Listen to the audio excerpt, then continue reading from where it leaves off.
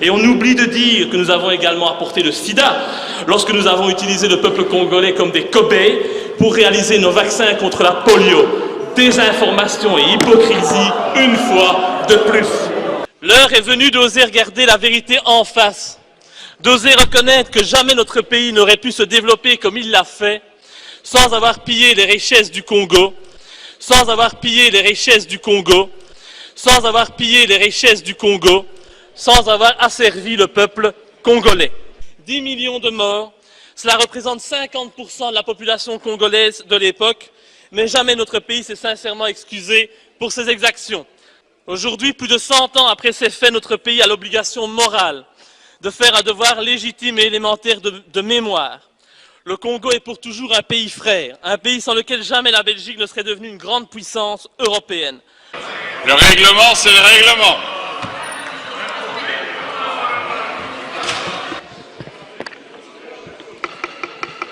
Cinq minutes, Monsieur le Président, c'est parti. Chers collègues, un pays ne peut se grandir qu'en ayant le courage de regarder en face son histoire et de reconnaître ses crimes et ses erreurs passées. En ce sens, et afin de créer une nouvelle collaboration saine, éthique et respectueuse entre notre pays et la République démocratique du Congo, je pense qu'il est notre devoir, comme l'ont fait avant nous d'autres anciennes puissances coloniales, d'ouvrir les pages les plus sombres de notre histoire.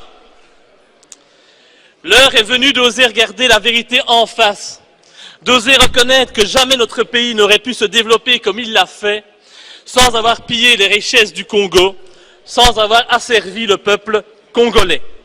De nombreux bâtiments bruxellois, comme le Cinquantenaire, le musée Tervuren, ont été construits avec le sang du peuple congolais.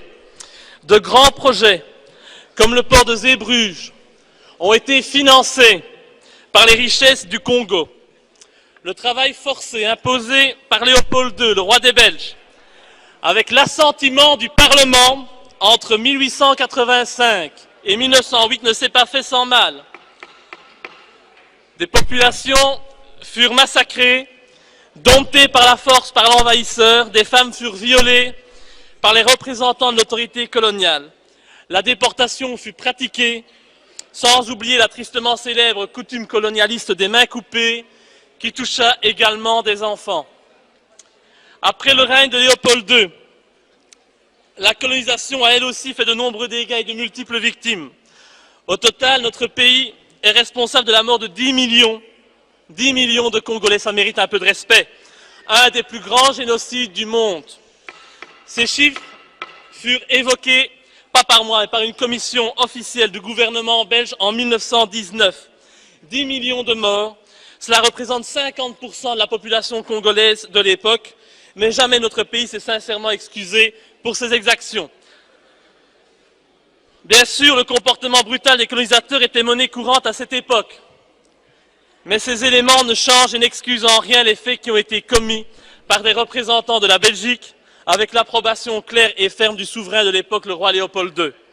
L'ambition de notre roi et le statut qu'il voulait offrir à notre pays ne doivent, c'est pas possible, hein,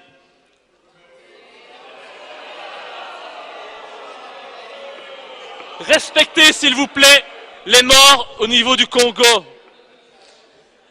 On ne doit pas, nous ne pouvons pas manipuler la mémoire collective de la Belgique, ni salir la mémoire collective des Congolais. Aujourd'hui, plus de 100 ans après ces faits, notre pays a l'obligation morale de faire un devoir légitime et élémentaire de mémoire.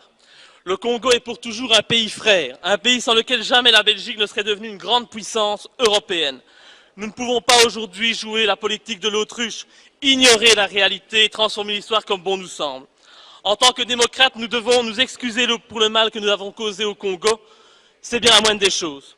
En hommage aux Congolais qui ont connu le travail harassant, exigé en échange de salaires qui ne leur permettaient ni de manger à leur faim, ni de se vêtir ou de se loger décemment ou encore d'élever leurs enfants comme des êtres chers.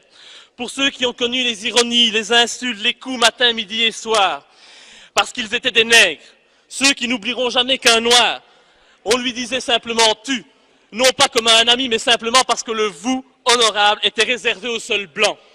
en hommage à ceux qui ont vu leurs terres spoliées, au nom de textes prétendument légaux qui ne faisaient en fait que reconnaître le droit du plus fort, le droit du colon. Eh bien, pour ces gens qui durent accepter que la loi n'était jamais la même, ce dont qu'il s'agissait d'un blanc ou d'un noir, pour ceux qui ont connu les souffrances atroces des relégués pour opinion politique ou pour leurs croyances religieuses, comme Simon Kimbangu, exilés dans leur propre patrie, et pour qui un avenir pire que la mort était réservé.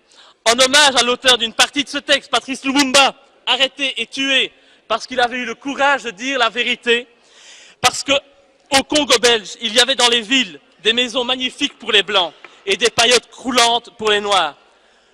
Pour tout cela, pour toutes les souffrances